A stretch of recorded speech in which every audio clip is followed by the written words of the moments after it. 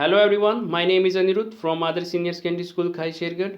तो हमारी class 7th की साइंस का चैप्टर सेकंड चल रहा है। चैप्टर नेम है न्यूट्रिशन इन एनिमल्स, यानी कि जीवों में पोषण।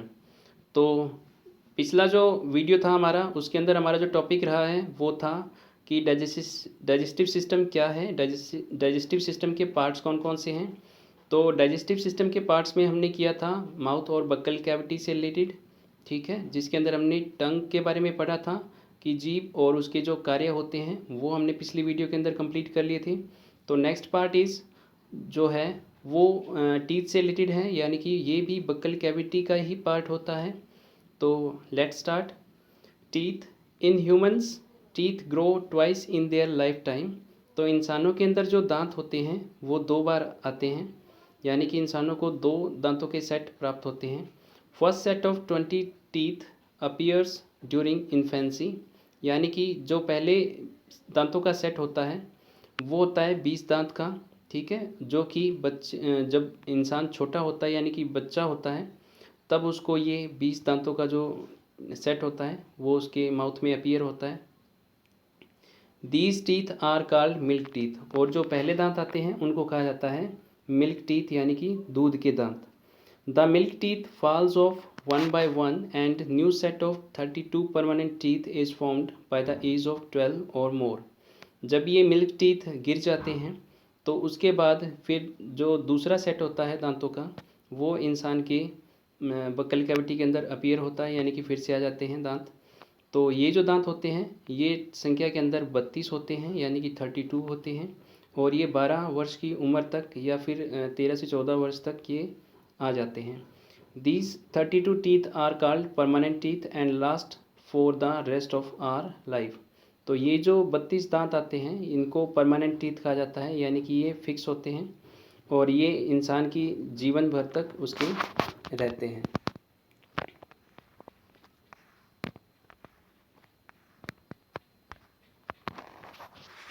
These 32 teeth are of 4 types। ये जो 32 दांत यानी कि जो परमानेंट टीथ होते हैं ये 4 तरह के होते हैं। The front teeth which helps in the cutting और biting the food are called incisor. तो उससे पहले ये पढ़ने से पहले हम थोड़ा डायग्राम देख लेते हैं।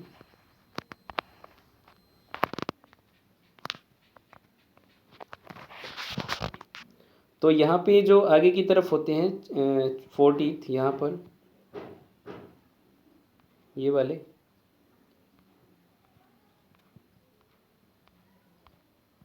इनको कहा जाता है इंसीजर्स, ठीक है। ये संख्या के यानी कि निचला जो जबड़ा होता है नीचे की तरफ ये 4 होते हैं, ऊपर की तरफ भी जबड़े में ये संख्या में 4 होते हैं। उसके बाद आते हैं थोड़े नुकीले दांत, ठीक है, जिनको कहा जाता है कैनाइंस। तो वो यहाँ पर होते हैं ये वाले, ठीक है। ये संख्या में एक जबड़े के अंदर 2 ही होते हैं, यानी कि निचले जबड़े के अंदर ये 2 होते हैं, ऊपर के जबड़े के अंदर भी ये 2 होते हैं।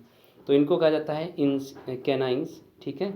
कैनाइंस के बाद आ जाते हैं प्रीमोलर्स, जो कि आपको यहाँ दिखाई दे रहे होंगे ये वाले, ठीक है, और इधर ये वाले। तो ये होते हैं कैनाइंस, ये होते हैं प्रीमोलर्स।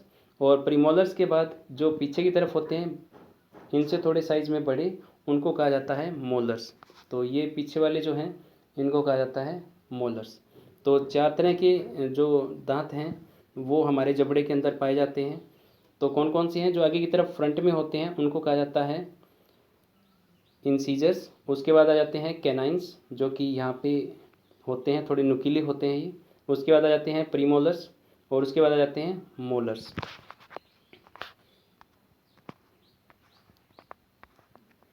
तो अब कौन से दांत क्या काम करते हैं उनके बारे में पढ़ लेते हैं। The front teeth which helps in us in cutting और biting the food are called incisors. तो जो आगे के दांत होते हैं वो खाने वाली जो चीज़ें होती हैं उनको काटने के काम आते हैं, तो इनको कहा जाता है इंसीजर्स। और ये संख्या में होते हैं 4, ठीक है। हर एक जबड़े के अंदर 4 होते हैं, यानी कि हमारे जो जबड़े होते हैं वो 2 होते हैं, एक तो नीचे का और एक ऊपर का। तो नीचे के जबड़े के अंदर आगे की तरफ 4 और ऊपर के जबड़े में भी आगे की तरफ जो 4 दांत होते हैं फ्रंट के अंदर, तो उनको इंसीजर्स कहा जाता है। Next, to the each incisor there is 1 canine, thus there are 2 canines in each jaw. तो इंसीजर के बाद आ जाते हैं कैनाइन। तो ये संख्या में एक जबड़े के अंदर 2 होते हैं, ठीक है। Canines helps in the tearing the food, और ये भोजन को काटने के काम आते हैं। Next two teeth on each side of the jaw are premolars. अब जो कैनाइन्स हैं उनके बाद जो दांत होते हैं उनको कहा जाता है premolars. There are 4 premolars in each jaw. तो ये संख्या में हर एक जबड़े के अंदर कितने होते हैं? 4, ठीक है। यानी कि हर एक कैनाइन के पीछे ये 2 लगे होते हैं। तो एक जबड़े के अंदर ये टोटल 4 होते हैं और दोनों के अंदर टोटल कितने हो गए? 8। These helps in the chewing and grinding the food. तो ये जो भी चीज़ें हमारे द्वारा खाई जाती हैं तो उनको ये चबाने की और उनको पीसने के काम आते हैं। At the end there are 3 molars on each side of the jaw. तो प्री मोलर्स के बाद शुरू हो जाते हैं मोलर्स, जो कि हर एक जबड़े के अंदर एक साइड में कितने होते हैं? 3, और एक जबड़े के अंदर टोटल मोलर्स कितने होते हैं? 6। तो यानी कि एक जबड़े के अंदर टोटल 6 हो गए और दोनों के अंदर ये हो गए 12, ठीक है। Thus there are 6 molars in each jaw. These helps in the chewing and grinding the food. तो इनका भी काम प्रीमोलर जैसा ही है, ये भी भोजन को चबाने में और पीसने में हेल्प करते हैं। तो अभी हम देख लेते हैं number of teeth in humans. जो मिल्क टीथ हैं उनमें कौन कौन से जो दांत होते हैं वो इंसान के जबड़े में आते हैं जब वो बच्चा होता है, और जब उसको परमानेंट टीथ आते हैं, ठीक है, तो वो संख्या में कौन से दांत कितने होते हैं उनके बारे में पढ़ लेते हैं। तो यहाँ पे एक टेबल बना हुआ है जिसमें चारों प्रकार के जो टीथ हैं वो लिखे हुए हैं, इंसीजर्स, कैनाइन्स, प्रीमोलर्स, मोलर्स, ठीक है। फिर नंबर ऑफ मिल्क टीथ दिया हुआ है, यानी कि जो मिल्क टीथ होते हैं उनमें इनकी संख्या कितनी होती है, कि यानी कि कितने उसमें इंसीजर, कितने कैनाइन्स, प्रीमोलर्स और मोलर्स होते हैं। इसी तरह से इनकी संख्या फिर परमानेंट टीथ में भी दी हुई है कि परमानेंट टीथ में ये टोटल कितने होते हैं। तो इंसीजर जो होते हैं वो मिल्क टीथ में टोटल नंबर में 8 होते हैं और परमानेंट टीथ में भी ये 8 होते हैं। कैनाइन्स में जो मिल्क टीथ हैं वो 4 होते हैं, ठीक है। मिल्क टीथ के सेट में ये कैनाइन्स 4 होते हैं और परमानेंट टीथ में भी 4 होते हैं। प्रीमोलर जो होते हैं वो मिल्क टीथ के अंदर नहीं होते हैं, यानी कि जो मिल्क टीथ होते हैं उनमें सिर्फ मोलर्स होते हैं, प्रीमोलर्स नहीं होते हैं। लेकिन परमानेंट टीथ के अंदर ये टोटल 8 होते हैं और मोलर्स जो हैं वो मिल्क टीथ के सेट में 8 होते हैं और परमानेंट टीथ में ये टोटल 12 होते हैं। तो यहाँ पे जो मिल्क टीथ होते हैं टोटल वो 20 होते हैं और जो परमानेंट टीथ होते हैं वो 32 होते हैं। We should regularly clean our teeth and take their proper care to prevent tooth decay. तो हमें अपने दांतों का ख्याल रखना चाहिए, उनकी प्रॉपर सफाई करनी चाहिए ताकि दांत जो है वो ख़राब ना हो। Healthy teeth are white and healthy gums are pink. तो अगर दांत सही हैं तो वो सफ़ेद होते हैं और अगर मसूड़े सही हैं तो वो पिंक कलर के होते हैं, यानी कि गुलाबी रंग के।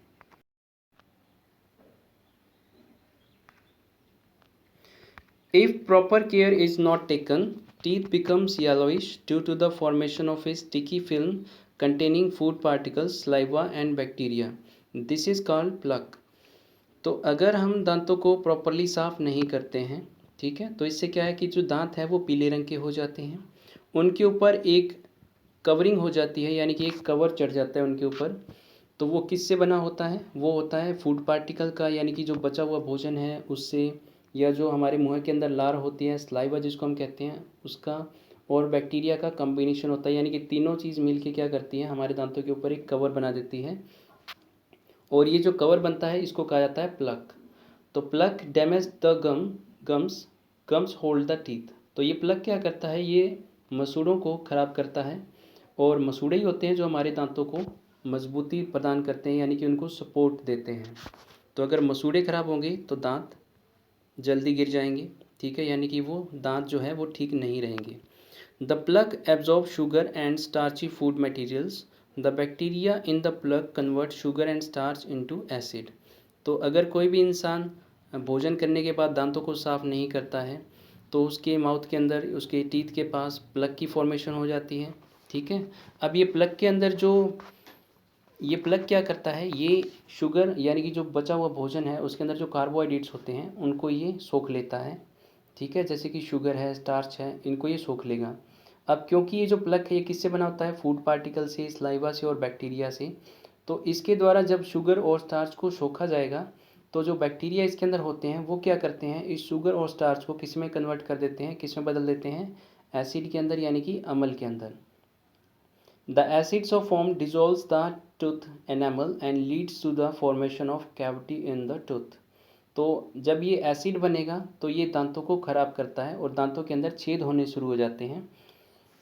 ठीक है, तो यानी कि टूथ के अंदर कैविटी बननी शुरू हो जाती है, यानी कि उसके अंदर छोटे छोटे गड्ढे से बनने शुरू हो जाते हैं जिनको हम छेद कह सकते हैं। तो यानी कि इंग्लिश के अंदर उनको कहते हैं कैविटी। ठीक है, this is called tooth decay, और इसी को कहा जाता है टूथ डिके यानी कि दंत क्षय या दांतों का खराब होना। तो अब दांतों के खराब होने से कैसे बचाया जा सकता है, दांतों को खराब होने से, तो इसके लिए किन बातों का ध्यान रखना चाहिए, क्या क्या करना चाहिए, तो वो हम पढ़ लेते हैं। Given below are some suggestions for the proper care of teeth and gums. तो मसूड़े और दांत ठीक रहें तो इसके लिए कुछ सुझाव हैं जो हम पढ़ लेते हैं। Proper brushing of teeth every day in the morning and again before going to bed prevent tooth decay. तो यानी कि सुबह उठते ही क्या करना चाहिए, दांतों को ब्रश करना चाहिए। इसके अलावा सोने से पहले ब्रश करना चाहिए।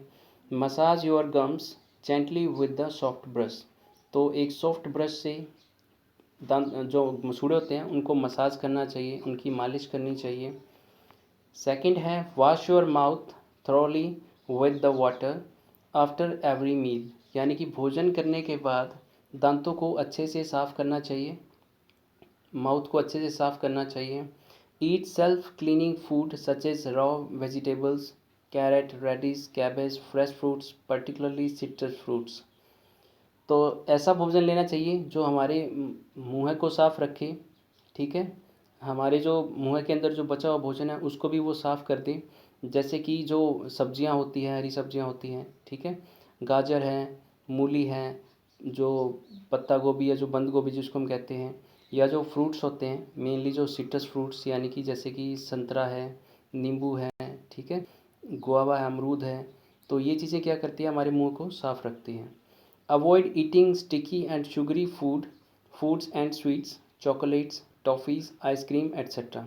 तो ऐसी चीज़ें नहीं खानी चाहिए जो चिपचिपी हों या जो ज़्यादा मीठी हों। ठीक है, जैसे कि जो मिठाइयाँ होती है, चॉकलेट्स होती हैं, टॉफ़ीज़ होती हैं, ठीक है, यानी कि कैंडीज़, और या फिर आइसक्रीम। तो ये चीज़ें नहीं खानी चाहिए, इससे दांत जल्दी ख़राब हो जाते हैं।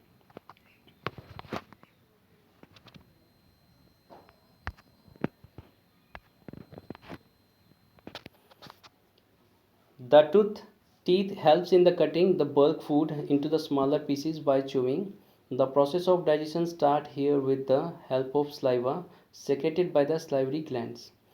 तो जो दांत हैं वो क्या करते हैं, जो भी इंसान के द्वारा भोजन मुंह में लिया जाता है, ठीक है, तो उसको वो चबाने के काम आते हैं। यानी कि चबाने की प्रोसेस क्या होती है कि जो भी फूड इंसान के द्वारा लिया जाता है वो थोड़ा बड़ा होता है साइज़ में, ठीक है, उसको सीधा जो हमारा पाचन तंत्र होता है यानी कि जो डाइजेस्टिव सिस्टम है उसमें एंट्री नहीं करवाई जा सकती उसकी।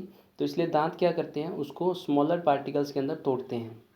ठीक है, यानी कि जो बड़ा कॉम्प्लेक्स फूड पार्टिकल होता है यानी कि जो बड़ा भोजन का टुकड़ा होता है उसको वो छोटे छोटे बारीक कणों के अंदर तोड़ने का काम करते हैं।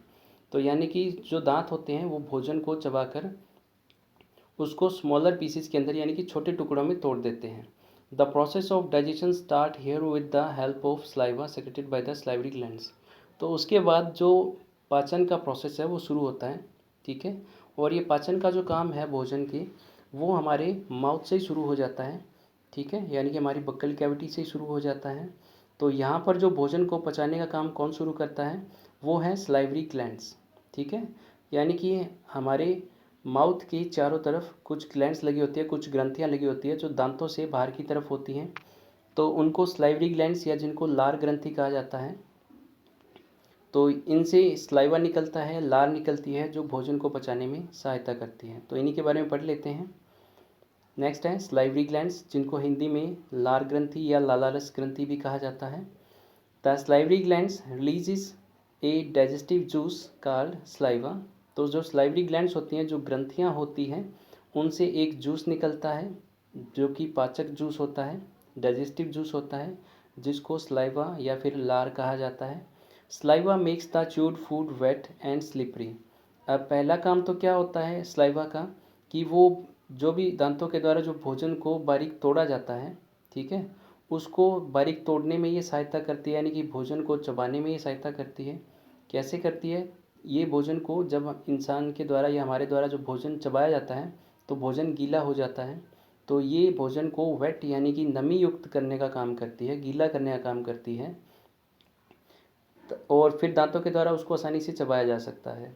एंड द स्लिपरी, और साथ में भोजन को क्या करती है? चिकनाई प्रदान करती है। This makes the स्वेलविंग of food easier, जिससे क्या है कि अब भोजन जब चिकना हो जाता है तो उसको निगलना आसान होता है। तो ये भी स्लाइवी ग्लैंड्स यानी कि स्लाइवा के द्वारा ही किया जाता है। It also breaks down the starch into sugar. इसके अलावा इसमें एक एंजाइम होता है जिसको टाइलिन एंजाइम या फिर अमाइलेज एंजाइम कहा जाता है, जो कि स्टार्च को शुगर में बदलने का काम करता है, ठीक है।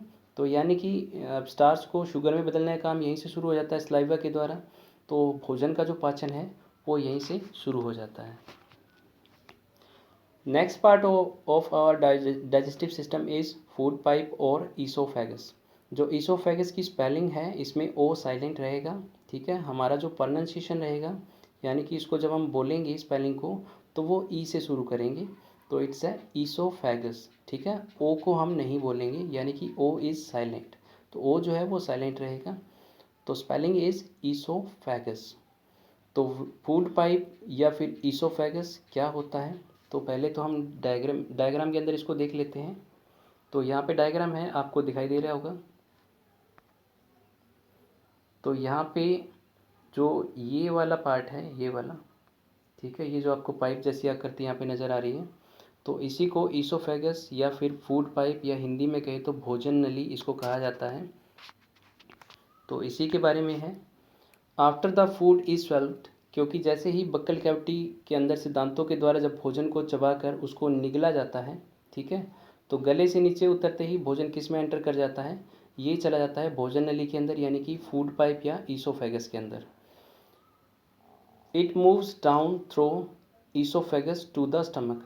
अब ये ईसोफेगस या जो फूड पाइप होती है यहाँ पे भोजन का पाचन नहीं होता है, यानी कि भोजन को पचाने की कोई भी प्रक्रिया यहाँ पे नहीं होती है। इसका काम होता है सिर्फ कि जो भोजन चबाया हुआ जो भोजन होता है उसको स्टमक तक पहुंचाना, यानी कि अमाशय तक पहुंचाना, जो कि आप डायग्राम के अंदर देख रहे हैं। यहाँ नीचे की तरफ स्टमक लगा हुआ है, ऊपर की तरफ ईसोफेगस है। तो इसका काम इतना ही होता है कि जो भोजन चबाया हुआ जो भोजन है उसको स्टमक तक पहुंचाना। It runs along the throat and the chest. तो ये कहाँ से होके हमारे शरीर के अंदर एंट्री करती है? स्टमक के अंदर। तो ये हमारी गले से और चेस्ट यानी कि छाती के रीजन से होती हुई नीचे की तरफ स्टमक में अटैच होती है, स्टमक के साथ जुड़ी होती है। The oesophagus contracts and relaxes in a rhythmic fashion to facilitate the forward movement of food. तो इसके अंदर क्या है कि जैसे ही भोजन एंटर करता है तो इसका साइज जो है वो थोड़ा बड़ा हो जाता है, ठीक है, यानी कि थोड़ा सा अंदर से ओपन हो जाती है, जैसे कि आपको डायग्राम के अंदर दिखाई दे रहा है जहाँ पे फूड लिखा हुआ है वहाँ से इसका साइज़ थोड़ा बड़ा है, ठीक है। तो इसको हम बोलते हैं एक्सपेंशन या रिलैक्सिस, ठीक है। तो इसका साइज़ बड़ा हो जाता है और पीछे की तरफ से इसमें क्या होती है? कॉन्ट्रैक्शन होती है, जिससे यानी कि ये पीछे से सिकुड़ती रहती है, भोजन जहाँ पे है वहाँ से पीछे की तरफ सिकुड़ती रहेगी, तो भोजन जो है वो आगे की तरफ चलता रहता है और फाइनली वो किस में एंटर कर जाता है? स्टमक के अंदर यानी कि अमाशय के अंदर। तो आज हम इतना ही करेंगे। तो आज के लिए बस इतना ही था, और कल जो हमारा टॉपिक रहेगा वो रहेगा स्टमक से रिलेटेड और स्मॉल इंटेस्टाइन से रिलेटेड। तो कल हम स्टमक और स्मॉल इंटेस्टाइन के बारे में पढ़ेंगे कि वो क्या होते हैं, उनके अंदर कौन कौन से फंक्शन होते हैं, कैसे भोजन का या फूड का जो डाइजेशन है वो वहाँ पे चलता है, ठीक है। तो आज के लिए बस इतना ही। Thank you.